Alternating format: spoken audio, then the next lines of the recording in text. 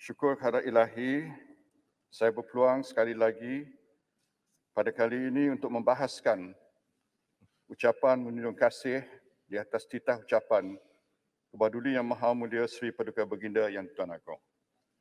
Tuan Yang Pertua, di kesempatan ini saya ingin mengucapkan Selamat Hari Malaysia kepada seluruh rakyat negara ini. Sesungguhnya Sabah dan Sarawak amat dekat di hati saya. Saya juga ingin merakamkan ucapan tahniah di atas pelantikan Ahli Parlimen Bera sebagai Perdana Menteri Malaysia ke-9. InsyaAllah, di mana yang telah saya nyatakan sebelum ini, saya sedia memberikan kerjasama kepada Perdana Menteri dan Kerajaan dalam membantu menangani isu-isu berkaitan negara dan rakyat.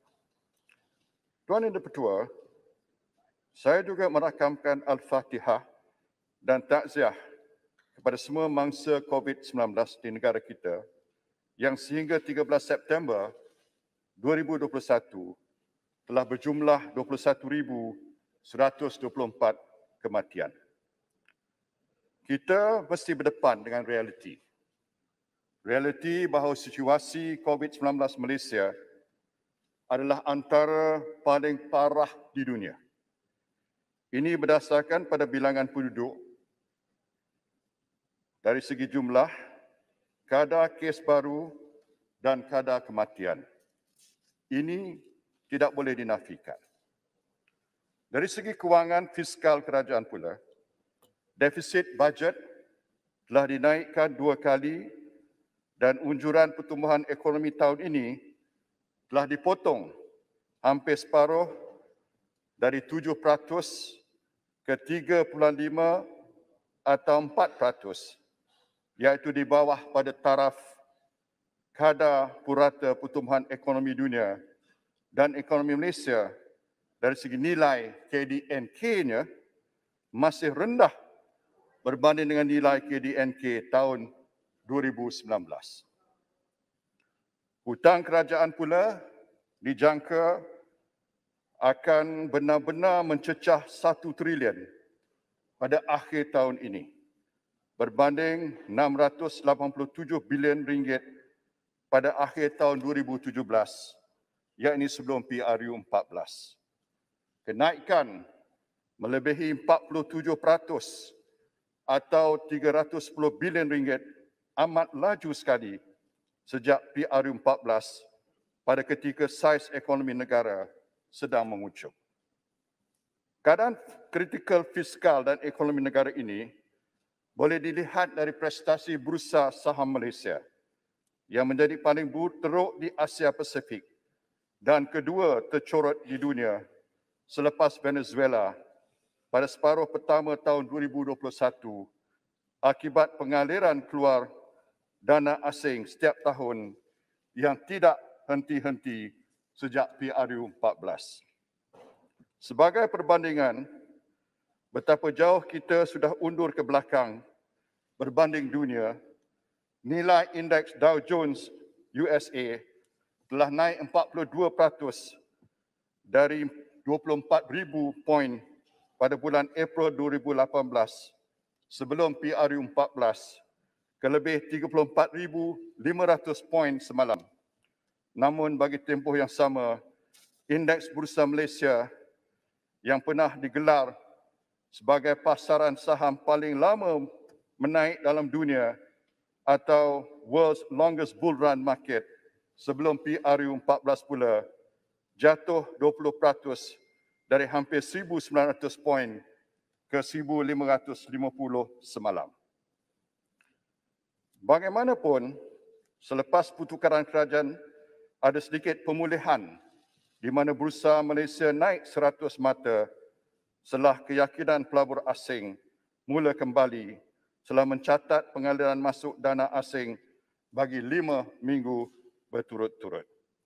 Akan tetapi, prestasi pasaran saham kita masih antara yang terbelakang dalam dunia bagi tahun ini. Sebab itu, Tuan Yang Dipertua, pendekatan yang telah digunakan oleh kerajaan perlu berubah dan kita jangan menggunakan pendekatan yang telah terbukti gagal seperti sebelum ini. Kerajaan baru bermaksud perlu menggunakan pendekatan, strategi baru untuk kembali pulih. Saya sebenarnya berpuas hati dengan perkembangan mutakhir ini, di mana MOU kerjasama politik dengan pihak pembangkang telah dipersetujui. Selain itu, keinginan kerajaan untuk menaikkan sekali lagi had hutang kerajaan ke 65% bagi membuka ruang lebih besar untuk membantu kerajaan serta pelaksanaan moratorium pinjaman tanpa faedah bagi golongan B50 telah diumumkan oleh kerajaan. Saya ucapkan terima kasih kepada kerajaan, tapi yang peliknya, saya dah mencadangkan perkara ini sekian lama, alih-alih pada masa itu dikatakan tak boleh, mustahil. Alih-alih bila berubah kerajaan, boleh pula. Saya berharap Tuan Dipertua, perkara ini diperluaskan untuk melibatkan SME juga. Tuan Dipertua, realitinya pasaran saham Malaysia adalah di bawah nilai atau undervalued. Berbanding negara-negara lain yang pada ketika ini juga bermaksud kita ada peluang untuk membolehkan seluruh rakyat Malaysia turut terlibat bersama-sama dalam pemulihan ekonomi kita. Pada ketika ini, harga saham berada paras yang rendah, yang bermaksud ada banyak syarikat membayar dividen yang lebih tinggi berbanding dengan kadar faedah bank. Yang Muhammad izin laluan. Oleh itu, saya masa suntuklah, YB, ya. Suntuk sangat. Saya banyak nak cakap di sini. Oleh itu, saya mencadangkan kerajaan boleh memperkenalkan program kepada bank-bank agar membiayai 70% daripada pembelian saham bagi setiap rakyat yang ingin membuat pelaburan dalam senarai saham yang dibenarkan. Tuan Dipertua, memandangkan pasaran saham melambangkan keyakinan dan kecergasan ekonomi, kerajaan perlu melaksanakan langkah yang mampu menambah keyakinan pelabur untuk menjadi pasaran saham Malaysia lebih dinamik, lebih menarik dan lebih merangsang. Dengan izin, we must make our stock market more dynamic, appealing and exciting. Antara langkah yang boleh diambil dan perlu diambil termasuk menggantung sekali lagi dengan izin regulated short selling serta scrip borrowing and lending sekurang-kurangnya selama 6 bulan seperti dilaksanakan tahun lepas untuk menstabilkan pasaran saham dan melindungi pelabur runcit. Di samping itu, kita perlu mempercepatkan proses mendapatkan kelulusan Suruhanjaya Security dalam semua urusan syarikat tersenarai. Saya mendapat maklum bahawa tempoh kelulusan oleh SC pada masa ini memakan masa yang terlalu lama. Selain itu, langkah boleh menaikkan aliran tunai dalam ekonomi termasuk cadangan iSurvive yang saya telah sebutkan sebelum ini. Mengambil kira kenyataan dari kerajaan bahawa kita tidak ada banyak duit untuk membantu rakyat, saya cadang skim iSurvive, iaitu skim pinjaman mudah dengan caj perkhidmatan sebenar paling rendah sebanyak 3,000 hingga 5,000 pinjaman pada setiap pemohon. Sesiapa dari golongan B40, M40 boleh memohon kepada bank dan akan diluluskan secara automatik untuk dibayar terus ke dalam akaun pemohon dalam masa 2-3 hari kemudian. Pinjaman ini disediakan oleh bank tetapi dengan jaminan penuh kerajaan.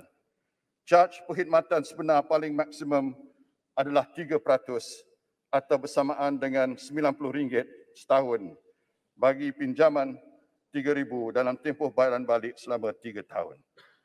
Kerajaan akan membantu pembayaran balik setiap tahun dengan grant atau potongan dari BPN sehingga dijelaskan penuh. Tuan Yang Dipertua, kaedah ini tidak beri impak kepada hutang langsung negara kerana ia merupakan jaminan kerajaan pada bank. Pada pihak bank, jangan bimbang atau khawatir bank tidak mempunyai cukup dana untuk memberi pinjaman iSurvive. Ini kerana jika 10 juta rakyat memohon 5,000 seorang, jumlah baru 50 bilion ringgit. Tak sampai 10% daripada jumlah pinjaman bank yang dibuat bank pada hari ini.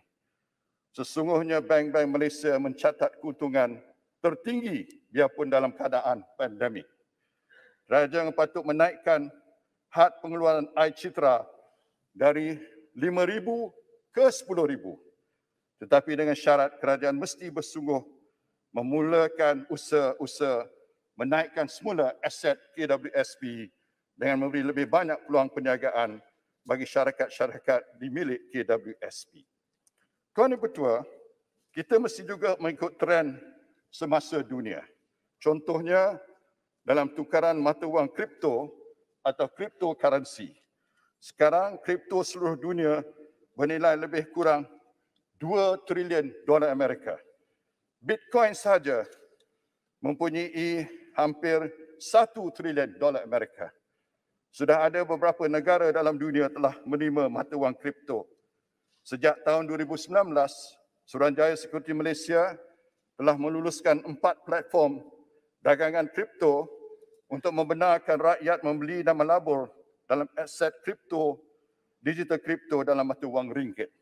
Namun, usaha ini perlu ditambah baik dengan matlamat bagi Malaysia mengambil peluang untuk bekerjasama dengan platform dagangan kripto antarabangsa bagi memudahkan, menggalakkan dan membenarkan pemegang kripto asing membawa masuk aset mereka ke negara secepat mungkin untuk dilabur dalam aset fizikal di pasaran tempatan.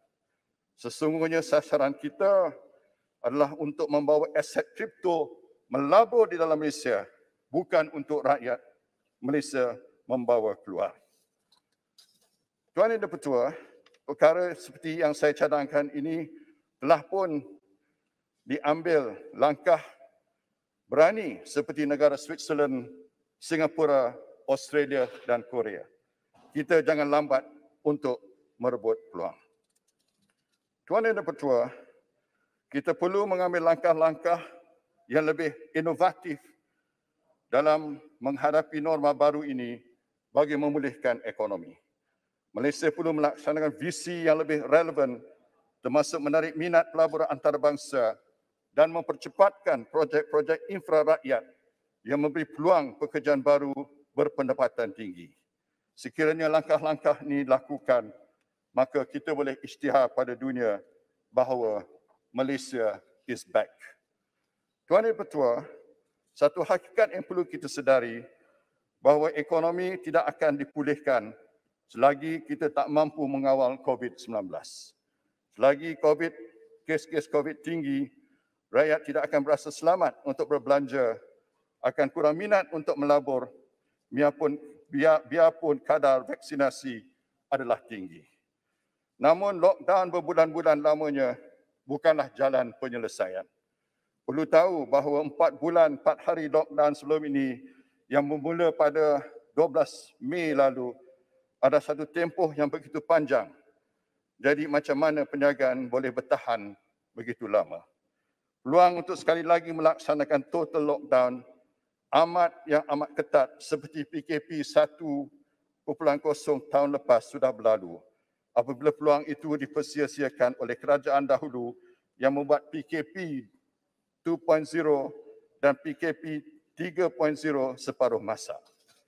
Namun, Tuan Yang Bertua, sekiranya kes meningkat semula sehingga kadar jumlah katil di ICU melebihi 85% bagi mana-mana negeri, saya cadangkan sekatan pemutus litar atau dengan izin circuit breaker atau lockdown paling ketat dan singkat selama 5 hingga 7 hari saja dengan jaminan ianya tidak akan dilanjutkan.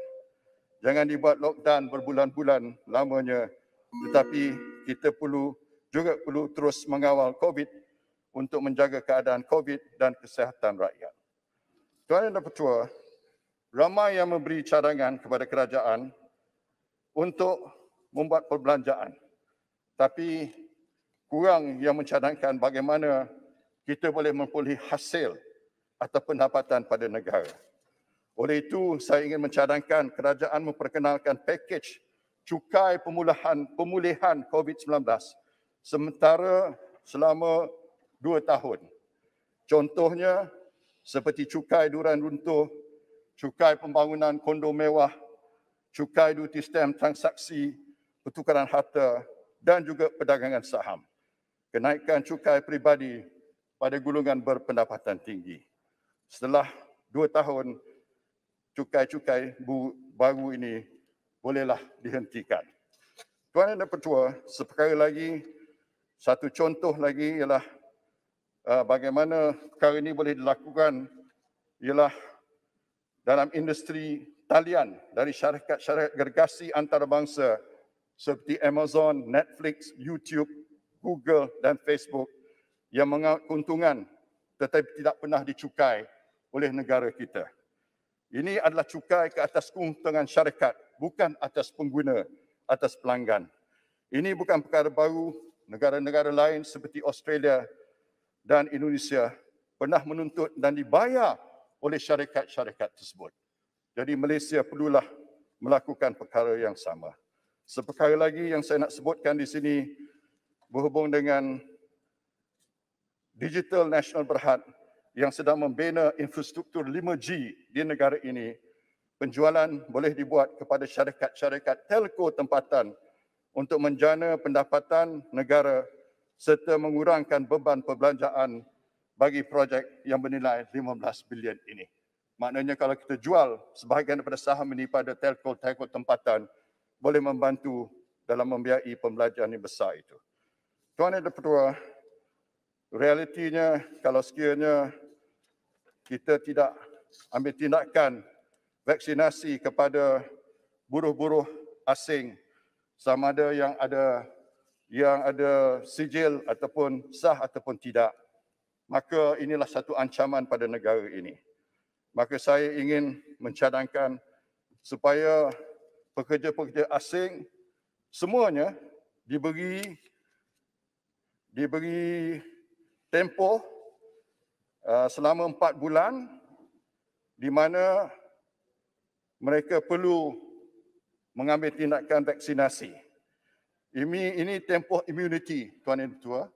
Dan lepas 4 bulan tu mereka yang tak ambil vaksinasi perlulah dihantar balik dan majikan-majikan yang menyara mereka perlu diambil tindakan tegas termasuk mandatory penjara. Tuan dan Pertua, oleh kerana masa tak mengizinkan, saya berharap cadangan-cadangan ini boleh membantu dalam kerajaan merangka dasar dan strategi baru. Pokoknya dari segi rakyat, apa yang mereka mengharapkan ialah pembaharuan. Pembaharuan yang berani, bold dan inovatif. Dan sebab itulah moga-moga kerajaan baru ini akan bergerak ke hadapan. Kerajaan mesti lebih berani, lebih inovatif dan bergerak lebih maju bermula sekarang. Terima kasih Tuan Yang Dipertua. Saya mohon menyokong. Terima kasih Yang Makan.